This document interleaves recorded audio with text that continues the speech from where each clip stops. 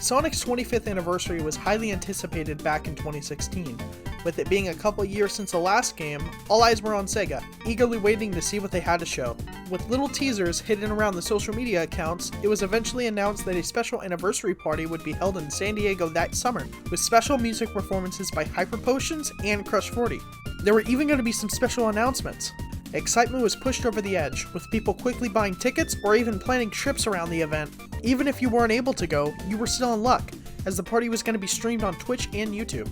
Let's start from the beginning, with a quick look at the clues hidden around Sonic's social media.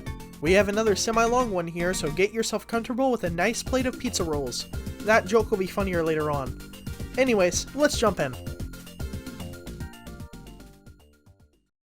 Thankfully, at the South by Southwest panel in 2016, Aaron Weber broke down the many codes hidden in the social media posts leading up to the reveal. I'm going to be paraphrasing, but if you want to watch the full stream, it's down in the description. A post with the Game Grumps featured the numbers 4, 3, 1, 21, 16, and with the help of an older post, we know to separate the numbers into 4, 1, 16, and 3, 21. With one more post, we know to add 2 zeros to the lineup.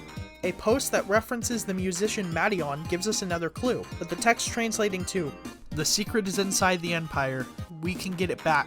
The fated son of Daedalus. Add the numbers."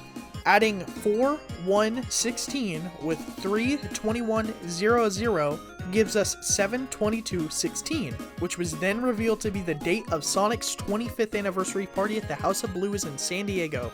Aaron says, and a lot of you are going, I thought that was going to be a game announcement. Where's the game announcement? So here's what I'll say to that too. If you are looking forward to a game announcement, I'm not saying there's going to be a game announcement at this party, but you should totally come to this party. Which made fans even more excited. Tickets went on sale for about $30 and fans patiently waited for the day of the event to arrive, while fans at home were waiting for the stream. How was the actual event? Well, let's start from the top. The event was supposed to start around 6 p.m. Pacific time, so many fans got there early to get a good spot in line. One of which was our pal Justin, or Treasure Hunting Sonic. You might remember him from the food video, where I mentioned he opened a couple cans of pasta. Most of the photos in this video come straight from him. He got there extremely early to pick up some San Diego Comic-Con exclusive items, which we will talk about later, I promise. He told me it was about a 5-hour wait and that the summer heat didn't exactly help, but that didn't stop fans from waiting. Justin even helped get the crowd into singing Escape from the City from Sonic Adventure 2. And we will escape from the city. I'll make it through. Follow me. Set me free. 6 rolled around and fans began to make their way in, and as they walked through the entrance, they received a goodie bag. The bag itself was pretty neat, a blue gym bag with the 25th anniversary logo on it. Inside was one of 4 Big Head Sonic Boom plushes, which you had the chance of getting Sonic, Tails, Knuckles, or Dr. Eggman. A copy of Archie's Sonic Mega Drive comic was in there, which had the con exclusive variant covered.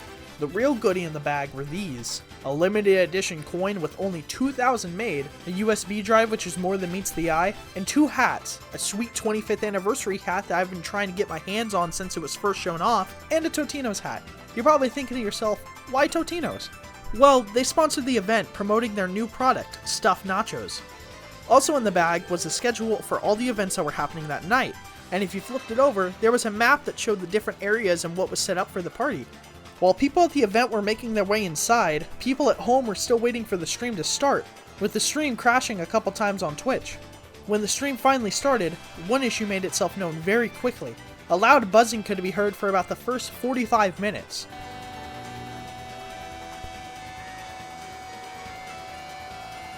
This is the biggest issue people had with the live stream. At least now we have footage from the stage. As fans made their way towards the stage, Hyper Potions were jamming out on the stage playing their music, which contained remixed tracks from Sonic Adventure 2's Chow Garden and Chow Races. The Blue Blur himself even showed up on stage a couple times, jamming out to the music, and also pulling off some legendary moves including the Whip, Nene, and even Macarena. That's not the only thing fans could do. They go get some food. There was of course chili dogs with onion rings, or stuffed nachos provided by Totino's. Drinks were also available at the bar. After a little more dancing, the event officially starts, as Aaron Weber comes on stage and begins talking to the audience and stream viewers. He talks about the event and how so many people are there that they've actually had to shorten or push back plans on the schedule. He mentions the food, especially the stuffed nachos, as the fans were some of the first people to get to try them. He shows off the custom Honda Civic that's parked in the upstairs patio, where fans can play Sonic 1 in the trunk of the car. Ivo Gerskovich comes on stage, wearing a cool 25th anniversary jacket. He hypes up the crowd more and goes off stage to let Aaron show off the big news. Just as Aaron begins to break down all the clues leading up to the reveal, the stream audio cuts out, leaving the audience watching it going, It's a what? What is it? Thankfully, they play a trailer that does have audio, showcasing Sonic Mania for the very first time. Ever notice the Sonic 1 sprite right behind the Mania one? But yeah, Sonic Mania was revealed. Sweet, if you were at home. What the stream didn't get to see is them trying to get the trailer up and ready on stage, even accidentally showing off the title early, to which Aaron says, Wait for it. This is where we test your patience one last time. But eventually the trailer is shown and the crowd's reactions are just...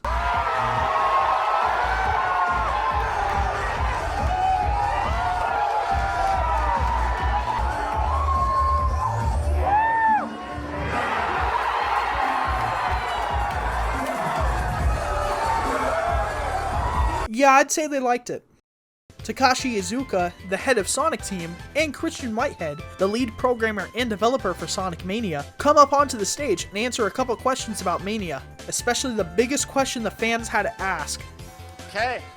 Well, You certainly are. we are using glass processing. The crowd explodes with excitement as Whitehead tells them that a demo for Mania is playable at the event. They even revealed what was in the USB drive given out in the goodie bags, 3 tracks from Sonic Mania, and other hidden goodies such as a note from Aaron Weber, some previews for the Archie Sonic comics, and art of Sonic and the gang through the years. As some fans go off to play Mania, a good amount stay to hear Jun Sonoy rock out with some of his best songs from Sonic Adventure 1 and 2. After a couple songs, Johnny Gioeli comes on stage to properly form Crush 40 and get this concert started. And just as they're about to rock, the buzzing finally goes away. Let's let them have the fun while we go look around the place. Now the footage I'm using is from later on in the event, but I'd say now's a good time to use it. Totino's had their food and name set up around the place, as like I said before, they were a big sponsor for the event. Without them, who knows if the party would have happened. Now, actually, how were the stuffed nachos? I actually have no clue, as they seem to have been discontinued a while ago, but I'm willing to guess they were just about average. How are we doing over there, Johnny? One of those very shitty days. Sweet. The gift shop was neat, selling 25th anniversary branded merchandise. They even sold the set of 25th anniversary plushies by Tomy a couple months early. I'm pretty positive some people tried to resell them on eBay as soon as the party was over. Most of the merch sold out pretty quickly, especially the merch that we'll talk about later. Everything still good, Johnny? Hang on a second, I gotta lay down a second. I'll take that as a yes. Out on the patio is the Honda Civic, with a playable Genesis in the trunk. I wonder where this is now. Hopefully it's still around. I mean, who wouldn't want to see it in person? Back inside, people are enjoying their time as they play the demo for Sonic Mania, testing it out as much as they can, and a positive reception. I'd say now's a pretty good time to talk about this. Throughout the event, various guests sat down to do autographs with fans. Luckily, Justin got just about everyone, even getting his Sonic the Fighter Supersonic plush's tag signed. At the bottom of the schedule, there was a time with special guest listed. I couldn't find who the actual guest was, but I have an idea who it might have been. Christian Whitehead, as showing his name on the schedule would have tipped some people off that he was there for a reason. Another thing, I want to point out the binary at the very bottom of the schedule translates to pancakes. Playing one last song, What I'm Made Of, Crush 40 finishes their concert. Aaron comes on stage, claiming that he has taken on a bet to eat an entire box of stuffed nachos. He says it would make good content for the Sonic YouTube channel, and to wait and hopefully see it in the following weeks. But sadly, no such video ever came out. Come on, Aaron, I know it's been 5 years, but come on, show the video if you have it. A video of Naoto Oshima, the artist who designed Sonic and Eggman so many years ago, is played as they set up for the next event. Oshima says that Sonic is like his child, and that he's grown into an excellent adult, and that he doesn't need his power anymore. It's a heartfelt moment that is sadly interrupted on the stream, as you could hear a mic check come over the stream. Test, 1, 2. Another interview is done, as Classic Sonic is shown to be making his way to Sonic Dash. A Q&A with Sonic Team is set up, but Aaron explains that because there's so many people at the party, they're going to have to move quickly with the questions. Questions about Sonic Mania, Crush 40, Big the Cat, and even the fabled "Is Sonic Adventure 3 going to happen?" get asked. Going back on the SA3 question, Iizuka says that he would like to make it happen in the future. About 5 years later and it still hasn't happened. But I do hope those waiting do eventually get their wish granted. The Q&A wraps up as Aaron tells the crowd it's time for the costume contest, which the stream doesn't get to see. But before that even happens, the Sonic mascot costume makes a return to stage, bringing along a friend with him, Hello Kitty. The partnership between Sonic and Sanrio is shown off as various Sanrio characters are given a Sonic makeover. Merch is shown off, including pins, plushies, and a very limited skate deck with only 50 made. Remember when I said I would talk about exclusive merch later? Yeah, this is the moment. The pins had one con exclusive, being a Silver Sonic Hello Kitty. The plushes also had an exclusive, that being a Supersonic Hello Kitty. The items were available at Comic-Con, which was happening that week, and also at the merch store at the party. But almost everything sold out extremely fast, especially the skate deck, as there were only 5 there. Justin was luckily able to get his hands on these items as they were available before the party at a bait shop by the House of Blues. He even has the board on display along with his collection of finesse boards. The pair make their way off the stage and the costume contest begins. The stream cuts to a short break with none of the contest being shown. Hey, so while I was in the middle of editing, I was actually able to find pictures taken of the contest. The contest looks to have had some cool prizes for 5 winners. There were some nice blue bags containing various Sonic goods, along with what I believe was the first place prize, the con-exclusive Supersonic Hello Kitty plush. The contestants did a really awesome job of their costumes. It's great to see people still show their love for characters who haven't been in the spotlight for a long time. The winner of the contest looks to have been this awesome cosplay of Tails and his mech from Sonic Adventure 2. If you look close enough, you could see they went to the autograph section, as the mech has various signatures on it. It also seems the cast of voice actors were either judges or gave commentary during the contest. But hey, if by any chance you're watching this and were a part of the contest and want to talk about your experience, I'd love to hear about it in the comments. The stream starts back up as an interview was quickly held as James McLaughlin and Arthur Parsons talk about Sonic and LEGO Dimensions, and the excitement behind the world premiere of Sonic in the game.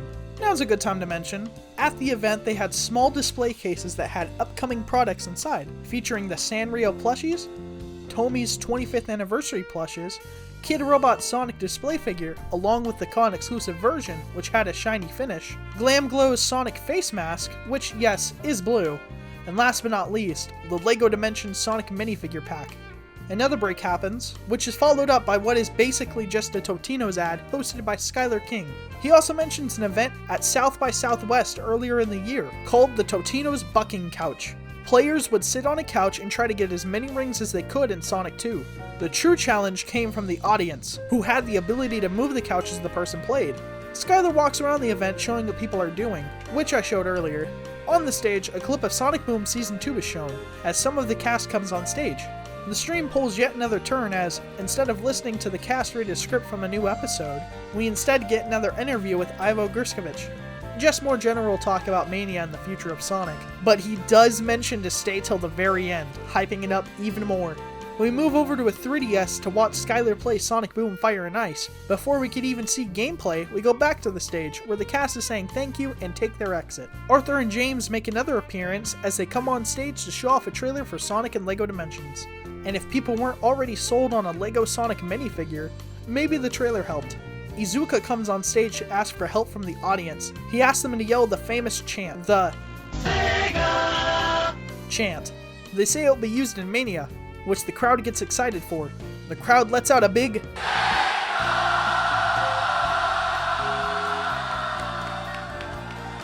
Although they said it would be in Mania, it doesn't actually appear in the game, which is a shame, because I think it would have been a pretty nice touch. Iizuka says there is one last thing, the announcement they've been hyping up all night, a new modern Sonic game announcement. With one last trailer that makes the crowd and the audience at home go crazy, the party and the stream come to an end. Now, what did people think of the party? From what I see with the crowd, and with the people I talked to, they had a lot of fun. I heard and found a lot of times where people said it was so much fun to be with fans, enjoy music, and see where the franchise was going. Now, the people who watched the stream, not so much. Due to how often the stream had audio problems, people remember the stream being awful, and videos that compile these and cringe moments during the stream, which, I mean, yeah, the random cuts to different areas of the party and the audio problems were pretty bad, but I'm not gonna call something cringe just because people are having fun. At least something cool came out of the audio problem, as a nod to the stream can be found in Sonic Mania's Studiopolis Act 2. After defeating the boss, the TV in the back produces the buzzing sound from the stream, with the date 7/22/16 shown on the screen. No, I wish I could have gone. It actually looked like a lot of fun, and you could bet if they did something like this for the 30th anniversary, I'd go. Now, how did I feel having to do research and see journalists or blogs make the same jokes about Sonic's rough transition to 3D, or the fact you could tell they haven't played a Sonic game since 1993, or that they use the compilation videos to push what they were talking about? Well, other than that, pretty fun. I have to give a very big shout out and thank you to Treasure Hunting Sonic for letting me use his photos and ask him a ton of questions about the party. Without him, this video would be a lot more empty. What'd you think? Pretty cool video? I'd love to hear what you thought about the video in the comments. And if you want to see more content like this, you can let me know by liking the video. And if you haven't, maybe hitting that nice little subscribe button down there. Anything helps. Hope you enjoy and have a good day. See you next time.